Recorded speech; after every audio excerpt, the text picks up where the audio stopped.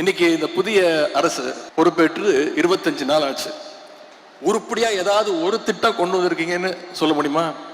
ஒரு திட்டமும் கிடையாது.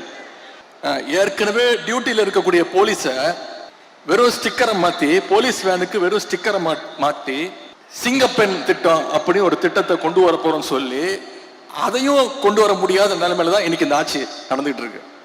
அதாவது ஒரு கூடுதல் செலவு இல்லாத ஒரு திட்டத்தை கூட தொடங்கி வைக்கிறதுக்கு வக்கில்லாத ஒரு சோஃபா மாடல் ஆட்சி இன்னைக்கு நடந்துகிட்டு இருக்கு. யோசிச்சு பாருங்க, 2021 நம்ம தலைவர் முதலமைச்சர் பொறுப்பு ஏற்கும்போது முதல் நாள் கையெழுத்து போட்டார். என்னென்ன திட்டங்கள் நம்ம கொண்டு வந்தோம்?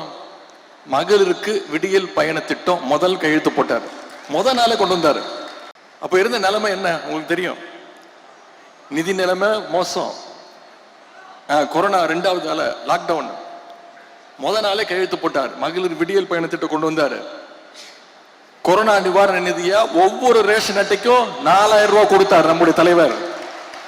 ஆவின் பால் லிட்டருக்கு 3 ரூபாய் குறைச்சாரு. பெட்ரோல் விலைய 2 ரூபாய் குறைச்சோம்.